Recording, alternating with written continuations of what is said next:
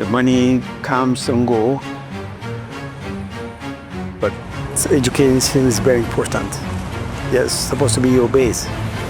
About 50% of recent college graduates right now are working in a job that does not require a college degree.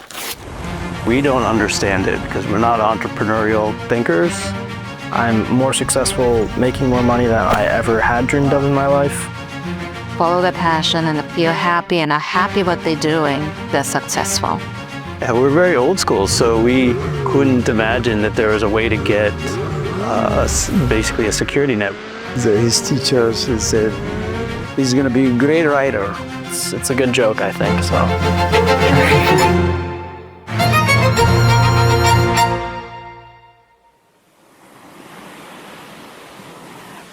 I love the freedom that comes with the money that owning your own business has. Success, he defines success, somebody who feels comfortable around people and comfortable with themselves. Hi, my name is Ben Herskowitz. I'm from Vermont, and I grew up here until I was 18 years old. I'm Jake Carter. I just turned 19 last week, and I'm from Oakland, California. Hey, my name is Salih. I'm 16 years old. My parents are from Ethiopia. So I'm Joshua Kupiec. I was born in Burlington, Vermont. I grew up in Richmond. Hello, I'm Tim Hacherl, and I'm selling on Amazon and have been for just about a year. I did not see myself going to college because it was just way too expensive for me, and just thought of doing more school was not something I wanted to do. I think it was expected. There wasn't like a moment when I was like, I'm not going to school, but I'm sure I told them multiple times that I'm not. I sort of began to think or understand that school wasn't for everybody and it's not the most important thing in the world. We had high aspirations for him to go to college and get a degree like his mother and I did. I started dabbling in with, drugs and alcohol. It was rough for a couple years. If I were to go to college, I'd do something like accounting because, that would directly help with my business in the future. I wasn't really going to school at the end of senior year.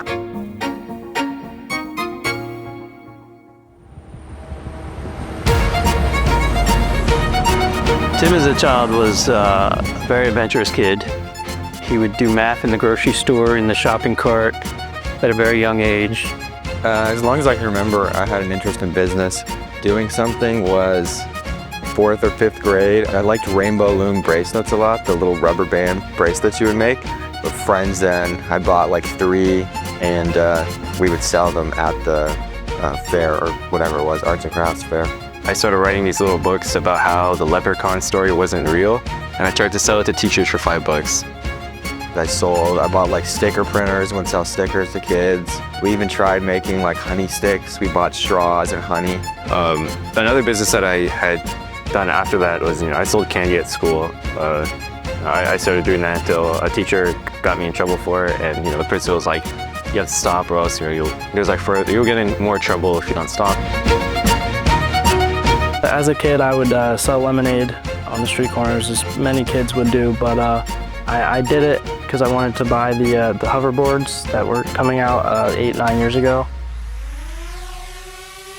I really wanted a drone back then, so I posted on Nextdoor, anyone wants yard work, like I'll do it for $20 an hour, and then I made like $600 doing yard work to buy this drone. First, I started working at the pizza restaurant and just working as much as I could there until midway through junior year. I started working at Panera right after I turned 18. I became a manager there. It was interesting. So there's a group chat on Instagram called the Unemployment Club. I was added to it, and there's a lot of sellers in there. So it's a group of unemployed people who just work for themselves, running Amazon businesses, doing better than they've probably ever imagined in their life. And it's a great environment. And It's been incredible. We had actually connected through Instagram, through social media. It's like free to talk about anything business related. If anybody has any questions or any ideas, then, you know, they'd share it there. Being able to talk to everyone that does what we do, and you know, and most people will describe life as a rat race. COVID, as I'm sure for most people, really changed a lot of things. I wasn't super happy with my job at the time, so I had a little bit of money saved up at the time, probably $10,000 or $15,000 when I was still living at home, and I decided to leave. The first thing I sold was a Supreme box logo. I would actually go through, because there were Instagram pages that would post, and then I'd go through all the comments to see like what people were talking about, and then I'd buy that and sell it on Grail. I started pretty much exactly 5 years ago. I was buying expensive shoes that resold for far over their retail price. Nobody else got anything, but I got a pair of Yeezy 350s by Kanye West, and for $220. Sold them in a few days for $530, and I was like, it's pretty cool. Like that's easier than I thought it would be. I started selling Supreme online, so that was kind of my first attempt at making money online. And then that summer, I would wake up at 6, 7 a.m. and go to the garage sales, and then come back home with a bunch of random stuff to sell on the internet. Initially, when I first started, I merchant fulfilled. Merchant fulfilling is when you individually like sell your items. So you'd store it, you'd pack it, you'd ship it to the customer. Especially because I started with books, used books. I was going to thrift stores. When you're going to thrift stores and people are like looking at you, you know, it looked like I should be in college or something, and they're like, you know, what are you doing? You're scanning books. I really started to find some success when I started going to the book sales, you know, and it was fun. Learned very quickly that Amazon, there's a lot more money to be made than anything else I was doing at the time. So I very quickly shifted from buying stuff for StockX and Goat that could sell on Amazon as well, to finding the best products for Amazon directly, and not really worrying so much about these other platforms. I'm doing a mix of online arbitrage and wholesale. So buying products from, you know, different stores, different places online, ordering it to yourself or to, you know, a remote. You buy those products for discounts or even for retail and sell it on Amazon. That is the room for margin most of the time. I pretty much have to analyze my catalog every day and make sure everything is selling. When all of this COVID stuff happened and I wasn't able to go in the back of the Goodwill anymore, basically he was able to buy entire truckloads of books from this Goodwill. So we ended up running a bulk book operation, which we had this 8,000 to 10,000 square foot warehouse.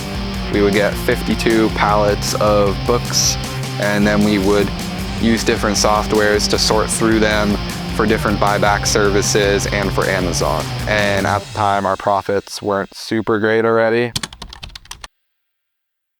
I learned about online arbitrage from Ben. Probably did about 3 weeks of good research, you know, just watching YouTube videos, you know, chatting with him in the meantime. I got my first online arbitrage sale right at the start of January.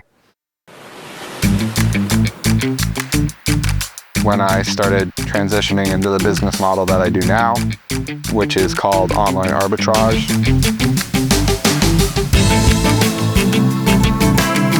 Which is basically buying items from everyday sites that I can buy for $20, for example, sell on Amazon for $40 and make like $10 profit on. No, there's crazy opportunity on Amazon. There's people making millions a month on Amazon.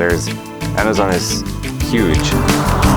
I sold $180,000 in sales those 2 months separately. November, I sold $450,000, which was over double my record month prior to that. Cyber Monday specifically, I sold $42,000 in sales. Anyway, I did about $15,000 in sales in January. I did just shy of $20,000 in February, and then March was pretty similar. I think I did just over $20,000 that month. there's people we know and talk to who are clearing 15, 20 million a year. Just off Amazon. Like, I mean, to make that in any industry is ridiculous. And I mean, there are kids, like I know a 15-year-old who's clearing 50 grand a month, and it has been for like a little over a year. June to December that year, I did 1.6 million in sales. So in the past year, I'm at 2.4 million in sales in the last 12 months. And I'm hoping that number will be much higher this next 12 months. Where it could really be a big business. It's very easy to scale from 10,000 a month to I'm doing right about 50,000 a month in sales right now. I'm able to do whatever I want, whenever I want. Go to Costa Rica, go skiing all winter, go golfing whenever I want. His first hire was his babysitter, who happened to work in logistics. She was interested in establishing some side income so that she could buy her own house.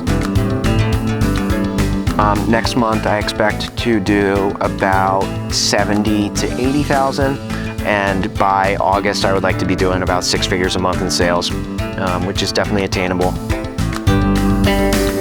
And I sold my bike to get more money to resell stuff. You don't take a risk, you are not gonna make money anyway.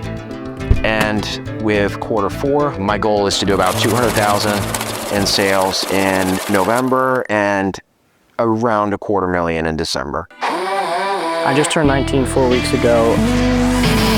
I'm more successful making more money than I ever had dreamed of in my life. I have my dream car at 19.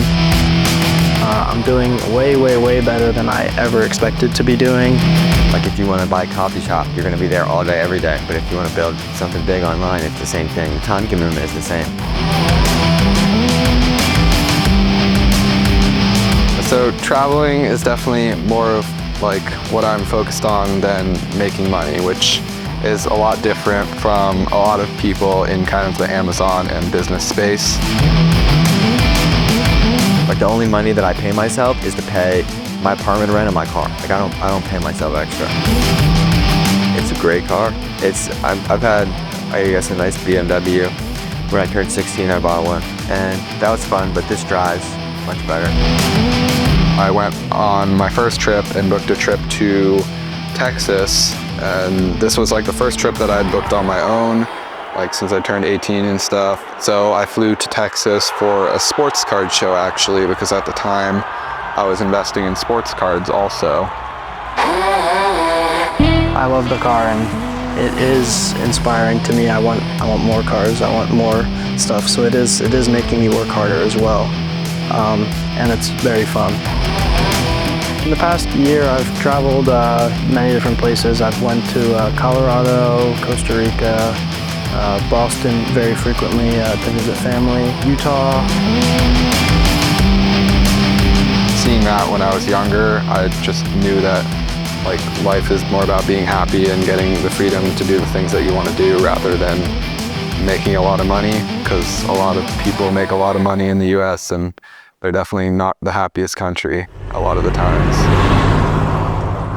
I like being able to afford whatever it is that I want to do. I see the opportunity with Amazon, and it's definitely fun business to do. If I were not doing Amazon and running my own business, I really cannot imagine what I'd be doing. Absolute worst case, I just pull it back and I wholesale it to everyone. It's now like everything I bought has, I guess, intrinsic value. Like someone will pay a price for it because if I bought it, it'll sell. I feel like if Amazon hadn't worked out, I would have had to find something because, me being myself, I would, just keep on trying and trying and trying until I found something that would work. I think I probably would have been forced to go to college at this point, or would have probably entered some kind of trade. I would really still be doing the same thing I'm doing now, because I would still be showing people how easy it is to travel with no money through volunteering and through all these options. And in my head, if I could sell, bottle caps back in Ethiopia, then I could, sell anything.